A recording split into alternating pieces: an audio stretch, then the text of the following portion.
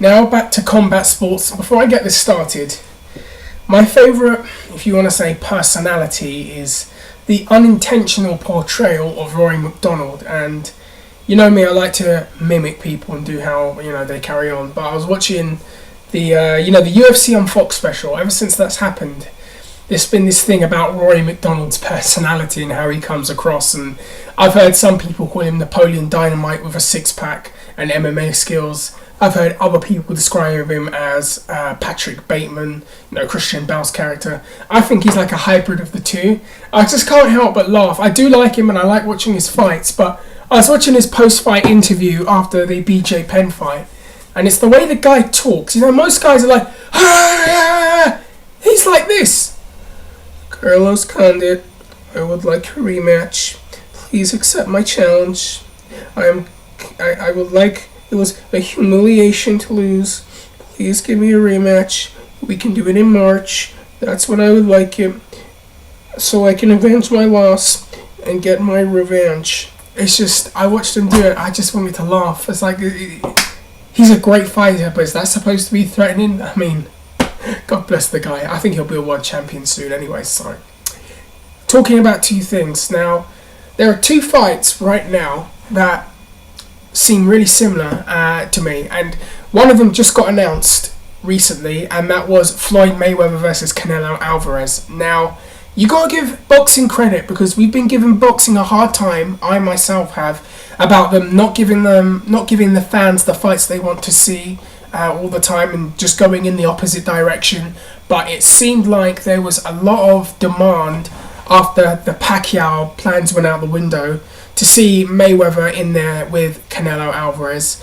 And I noticed after the Trout fight that there was, leading into the Trout fight and Mayweather's Guerrero fight, that people were saying, we want to see this fight. If this happens, we would love to see it. And it's a good thing that they're actually going to do it. And I'll tell you what, the thing about this fight that's so interesting to me is that it's a fight that Floyd could lose. And it's a weird thing, because it's like, I wouldn't be surprised if Canelo beat him, but it's against Floyd Mayweather, and that's the thing, it's against Floyd Mayweather. And look at how he looked against Robert Guerrero. He looked great. I mean, people are saying, is age going to catch up with him? Is this going to be the fight where he looks old? And he looked fast, and he looked like a young Floyd Mayweather. And that's going to make it very interesting to see if he can look like that against Canelo. And I believe he will, personally, because I don't believe that he's not taken that much damage. He's got incredible reflexes, which is a huge part of his game. Great defense, great head movement, great counter boxer. I can see Canelo just moving forward, and Floyd just countering all day. But the thing is, Canelo is a little bit bigger. He's a big boy. He can hit hard, and he's got some hand speed. And I think hand speed can be the one thing that gives Floyd Mayweather problems. And history has shown that guys with hand speed are the only guys that really give him anything. And who knows, this is a young lion on the rise that people tout to be the next big thing in boxing, and people believe is going to be the guy, to carry boxing on his shoulders for years to come. And could he, be the guy that dethrones Floyd Mayweather? That's a question I want to ask. Do people think that's going to happen? Now, thinking about that fight and thinking about it, it almost reminds me a lot of something that's going on in MMA right now. And that's Anderson Silva versus Chris Weidman. And the reason why I compare the two fights is because they both have this same dynamic where in Anderson Silva and Floyd Mayweather, you have arguably, I can never say that bloody word right, you have basically the two best in the world in their chosen professions.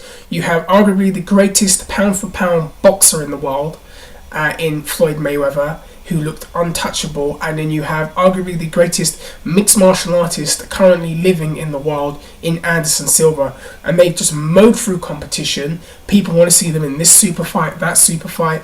People think they're untouchable, and the opponents they both have been given are these two young lions on the rise, where people are saying you'd be a fool to bet against Anderson and Floyd, but don't be surprised if these two beat them.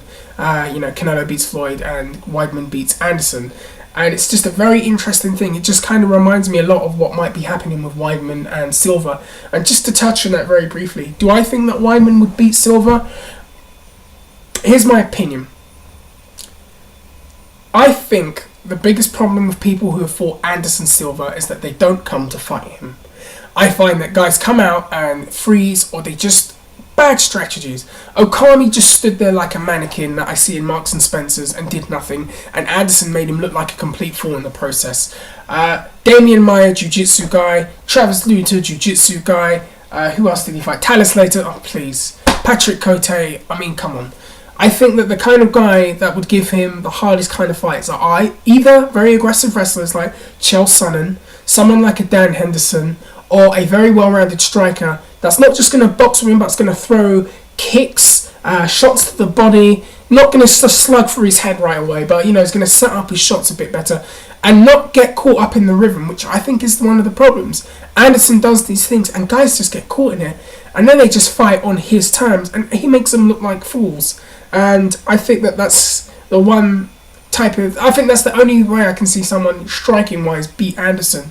Now, Weidman is an interesting case because Weidman is a wrestler who's got very good grappling and jiu-jitsu skills, catch wrestling skills, and I don't think he has the edge standing up on Anderson, though he can hit hard, because when you compare the two striking abilities, Anderson is way up there. Weidman is still progressing in that area. But I will say this. I believe that Weidman can take him down, and if Weidman gets him down, he can be a real problem for him. He hits a lot harder than Chael. You know, look what he did to Mark Munoz when he was on the ground with him, and how he elbowed him, and how Munoz was all busted open afterwards. When he starts hitting guys with his ground and pound, he's very dangerous. And he's got some submission skills too, and some submission defense skills too.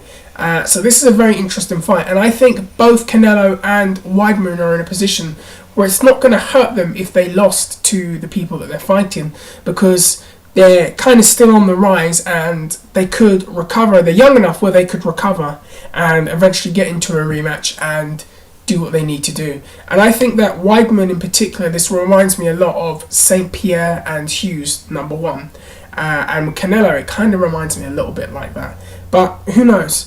Maybe in a few years, the two big names in the sport will be, well, the two guys that everyone's talking about being the best pound-for-pound guys will be Canelo Alvarez for boxing and will be Chris Weidman for MMA. Who knows? But you let me know what you think about those two fights. And just to wrap it up, Josh Barnett's going to be fighting Frank Mir. I think that's a great fight. I think people have wanted to see this for years. I'm glad that he signed with the UFC. It's going to be a great fight. Who do I think would win? I'll say it like this. Mir has knockout power but slow. Josh Barnett is a lot quicker on the feet. On the ground is where it's really interesting. Who could win there? That's a fight I want to see go to the ground, but for some weird reason I think it's going to stay standing. I don't know why I think that, but for some reason I think it will.